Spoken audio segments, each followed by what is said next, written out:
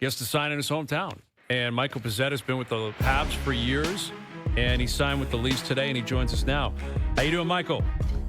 Doing good, guys. How you doing? We're doing well, man. Take us through this process. Why did the Leafs make sense for you? Yeah, I mean, obviously, Toronto boy coming home, just getting the opportunity to put the Leafs sweater on, something I've dreamed about my whole life. And, yeah, to just get that chance, I'm just so fired up right now. My family's going crazy and all my buddies, so it's been a fun afternoon. Oh, yeah, you're going to have a lot of floaters come out of the woodwork for you here soon, I would imagine. Although, I mean, it's more of just a road trip for all your buddies that you've been in Montreal for the last couple of years. But how do you think your style suits this team and especially the coach, Craig Berube? Yeah, I think, especially with how the playoffs went this year, I think teams are trying to get stronger and harder to play against. And I think I fit that bill exactly. And I know from what I hear with Berube, he loves guys that play hard. And I just want to kind of bring my game to the table and do everything I can, you know. So, Michael, I saw in your social medias you were posting some childhood photos of you in Leaf sweaters. Take us through your level of Leaf fandom as a young man. Yeah, I mean, for me growing up, I'm sure like a lot of kids, Matt Sundin was always my favorite player. I wore number 13 growing up my whole life, and yeah, it's just special. I sat in my room a bit today, and there's like still got a picture. I'm staying at my parents' house back in Toronto. I got a picture of my wall of Matt Sundin, and I'm sitting there, and I'm just thinking, how cool is it that I get the opportunity to work hard and be able to put this jersey on. It's just such a special feeling, and I'm so happy and blessed to be able to give him this opportunity. We're chatting with Michael Pezzetta, who signed with the Leafs today. Toronto guy. He's been in Montreal. You've been with the Habs organization throughout your career, so you know it's going to be an adjustment. You got drafted back in 2016. You've been playing for Laval. You've been with the Habs the last few years on a permanent basis. You know, that's pretty significant, too. A Toronto kid growing up a Leaf fan, going to Montreal, and now you're coming back. You know, how do you look back on your time as a Canadian? Yeah, I love my time there. The organization's first class, and the boys were always great, and definitely shared a lot of good memories there. Pretty much grew up there in pro hockey, and got nothing but good things to say about them. And definitely be weird come home opener time and start of the season playing against all those guys and having to try to run them all through the glass, but it'll be fun and there's no hard feelings. So you come from an organization, made the playoffs, but you've seen the last couple of years the progression of a young team getting to that next level. Now you're coming to an organization where there's high expectations, and you know that team has been at that level for a long time. And you look at the star power with the Toronto Maple Leafs. Do you feel the expectation that that comes with signing with this organization? Yeah, definitely. And I think anytime you play for a big market, Toronto, Montreal, there's expectations that come with that, and the sort of responsibility that when you put that sweater on and you go on the ice, you have a responsibility to play as hard as you can and give everything you got. And it's about winning at the end of the day and bringing a cup back to your city. And I think that's something I'm ready for and just excited for. You've had a few tilts with Ryan Reeves over your tenure in the league. What's it like when you walk into a dressing room and you become a teammate of a guy who you've traded fists with many a time? Yeah, I think it's always funny. It's so weird. Like on the ice, you definitely not a player that's making a lot of friends out there, and then you get off the ice and you get in the room, and there's never any hard feelings. We're both a couple guys going to war and just trying to do their jobs. So I'm sure we'll have a laugh and can both appreciate the jobs that we have to do. Absolutely. Well, it's going to be fun to have you in camp and in town. Congrats on the deal. Good luck the rest of the summer. We'll do it again soon. Thank you for this.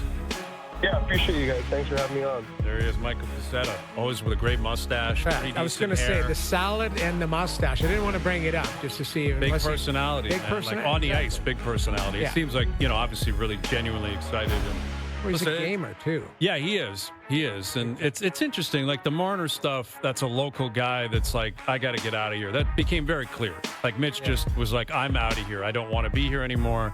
And then, Pezzetta's in a different place in his career, clearly different player, but he's like, just get me there if I can. John Tavares is like, what's it going to take? 4.38? Done. I just want to remain a Leaf. So, Steven Lorentz, same thing. Steven Lorentz, exactly. Give me a 3-year deal, 1.35. I don't want to leave. So Yeah. there's going to be There's going to be examples both ways. Like the Marner example is significant right now, and people are taking it and running with it. What does it mean? Local guys, media, fans, is it too much? But then there's a lot of examples on the other side of guys that are like, I'm not going anywhere. I just want to be a Leaf, and I want to try to win here. Well, it's fair. And the one thing is, like you say, Pizzetta chomping to get here and be a Toronto Maple Leaf. Here's a guy who played in we'll call it a loud market as well. Montreal's a very loud market. So, we were talking about it before the last break. Nikolai Ehlers may be looking for a little softer landing as far as exposure and all of that. There's some guys that go, hey, I have no problem. Pizzetta, I'm coming from Montreal, I'll go to Toronto. Exact same situation. But other guys, maybe their expiration date sounds like Mitch Marner wanted to change. That's Brad Treliving pretty much confirmed it for us. Yeah. He goes to Vegas, you move on from it. The DNA, you brought it up to Tree, the word DNA, it is going to change. Just through osmosis, different players coming in. There's not, for lack of better words, the baggage that come with these new players. Nicholas Watt has no idea. Not that he doesn't have no idea, but he comes with no baggage to the Toronto Maple Leafs. He's not tied to 9 years and playoff losses and all of that. This guy's won a cup. He's been in a different organization. So that's your DNA change. Shelley probably wants to be in the playoffs. He hasn't been a playoff guy. So I think you are going to see through osmosis some change here from some of the players coming in. You still have to replace Mitch Marner's points by committee, though. That's the way I look at it. Yeah, and that's going to depend on who you can get in that top 6 role, but it's not going to be easy to do, right? Like, no. It's not like you can just say, here's 100 points, plop it back in. But, to me, this whole DNA thing is interesting because, they are searching for something. It was like they're searching for a different identity, a different kind of approach to big games, to big moments. And I guess there is something too. Like Nick Waugh was talking today to reporters about how, hey, I love the big moments. I've been on a cup game. Now, he's never been the guy on a cup game, but he's performed in, high pressure games and ended up, hoisting the trophy. So the more guys you have like that, I think the better, obviously. And that's not a bad place to start. I'm not convinced that you can really change the DNA if the majority of the core is still here. Well, that's and the top player. Yes, and that's what Treliving kind of, I wouldn't say, he didn't roll back his comment, but he's kind of adjusted the definition of the comment a little bit, where he did say it's internal. Like our players need to learn to, and that's where I think it's frustrating to hear that if you're a Maple Leaf fan, because Matthew's been here for 9 years. He's just going to flip a switch and be different in Game 7 next time. I don't know. Can John do that? He'll be 35 years old. Is Tavares going to do that? Is Nylander going to do that? Morgan Riley? We don't have the answer to that. And there's nothing they can do. They can't put them in a lab and turn them into something different. Well, they've tried. Yeah, they've tried. Brought in, sports psychologists. The highest paid sports psychologist on the planet was here for a while. I mean, they've had a bunch of different people. He talked about the mentality and the between the ears stuff, right? They've tried to, do that. They've brought him, they put him on the couch, let's say. Right. And had their feet up and said, okay, what do you need? Like, what is it about these moments that are difficult for you? All these years later, I'm not sure what has changed in between the years for a lot of these guys. Yeah, well, exactly. I mean, the DNA that's who you are. Yeah, it is. You can't change that necessarily. Like, you can try to insulate it. You can try to help. You can keep poking and prodding. You can hope maturity, continue. Although it's not about maturity. I mean, John Tavares has been in the league for 16 years or whatever. But I don't know. I get Marner's out, and that is very significant. It is significant. Like one Mitch less Marner, of them. We'll call it one less of the guys that you focused on.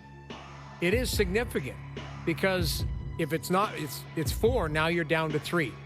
And you mentioned John Tavares being 35. It's really